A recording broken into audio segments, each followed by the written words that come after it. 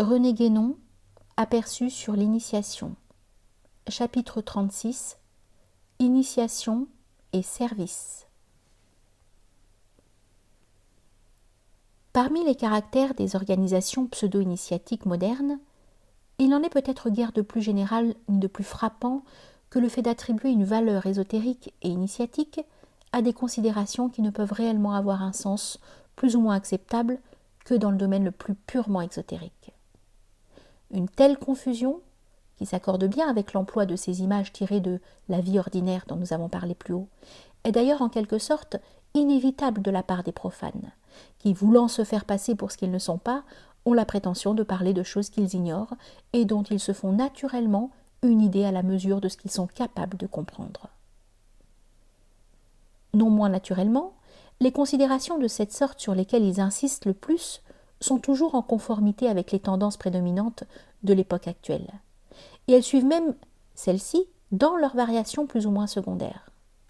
On pourrait se demander à ce propos comment le fait de subir ainsi l'influence du monde profane peut se concilier avec les moindres prétentions initiatiques.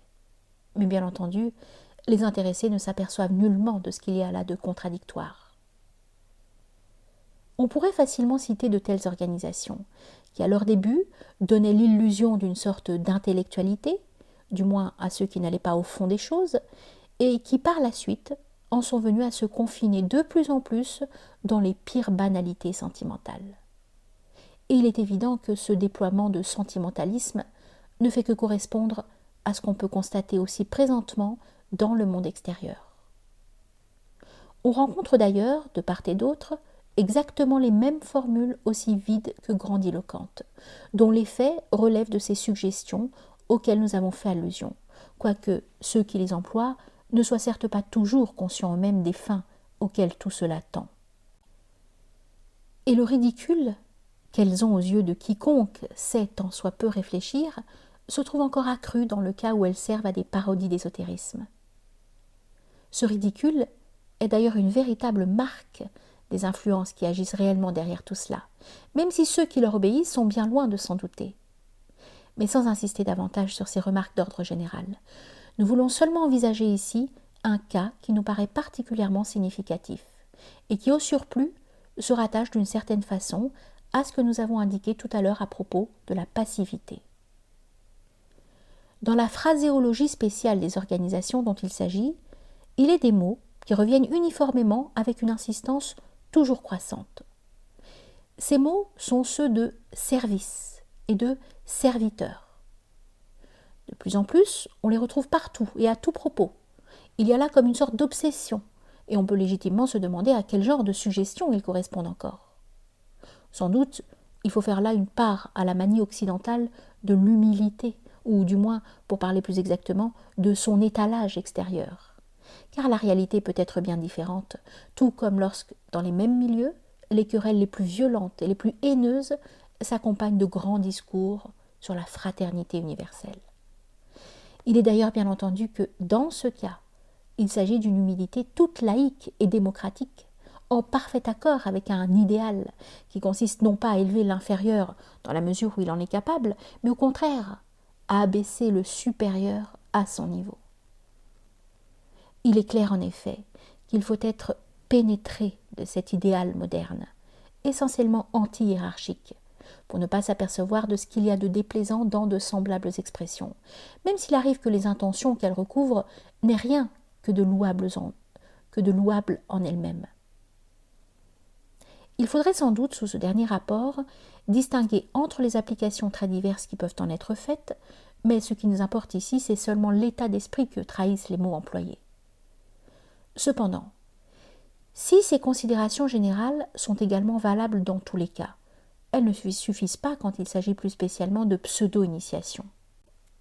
Il y a alors, en outre, une confusion due à la prépondérance attribuée par les modernes à l'action d'une part, au point de vue social de l'autre, et qui les porte à s'imaginer que ces choses doivent intervenir jusque dans un domaine où elles n'ont que faire en réalité.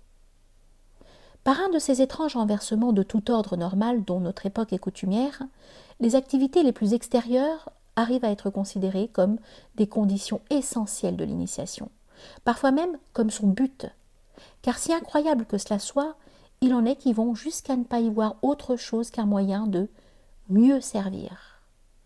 Et qu'on le remarque bien, il y a encore une circonstance aggravante en ce que ces activités sont conçues en fait de la façon la plus profane, étant dépourvues du caractère traditionnel, bien que naturellement tout exotérique, qu'elles pourraient du moins revêtir si elles étaient envisagées à un point de vue religieux.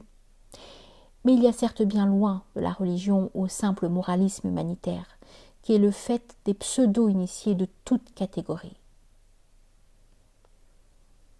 D'autre part, il est incontestable que le sentimentalisme, sous toutes ses formes, dispose toujours à une certaine passivité. C'est par là que nous rejoignons la question que nous avons déjà traitée précédemment, et c'est là aussi que se trouve très probablement la raison d'être principale de la suggestion que nous avons maintenant vue, et en tout cas ce qui la rend particulièrement dangereuse. En effet, à force de répéter à quelqu'un qu'il doit servir n'importe quoi, fût-ce de vagues entités idéales, on finit par le mettre dans de telles dispositions qu'il sera prêt à servir effectivement quand l'occasion s'en offrira à lui, tout ce qui prétendra incarner ces entités ou les représenter de façon plus positive.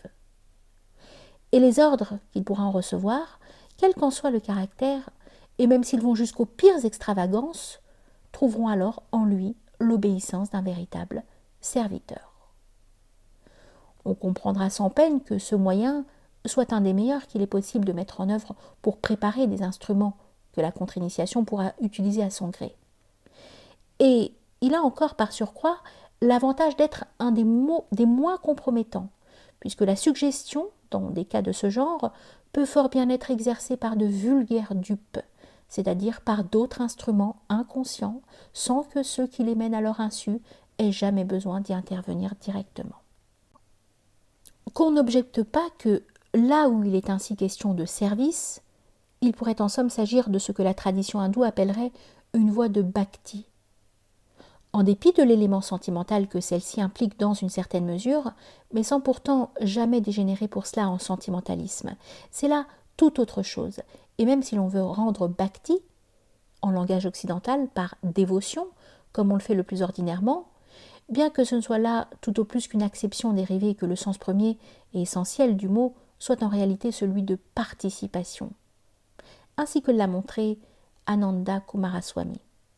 Dévotion n'est pas service, ou du moins ce serait exclusivement service divin, et non pas, comme nous le disions tout à l'heure, service de n'importe qui ou de n'importe quoi.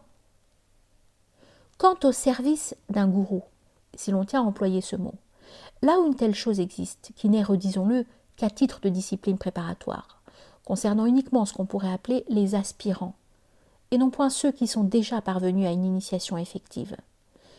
Et nous voilà encore bien loin du caractère de haute finalité spirituelle attribuée si curieusement au service par les pseudo-initiés.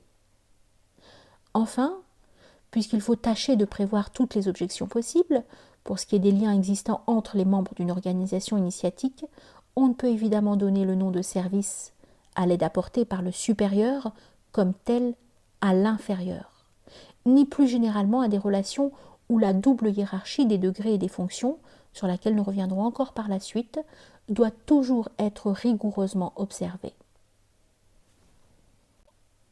Nous n'insisterons pas plus longuement sur ce sujet, somme toute assez désagréable, mais du moins avons-nous cru nécessaire, en voyant à combien de services divers et suspects les gens sont aujourd'hui invités de toutes parts, de signaler le danger qui se cache là-dessous, et de dire aussi nettement que possible ce qu'il en est. Pour conclure en 2 mots, nous ajouterons simplement ceci. L'initié n'a pas à être un serviteur, ou du moins, il ne doit l'être que de la vérité. Petite note.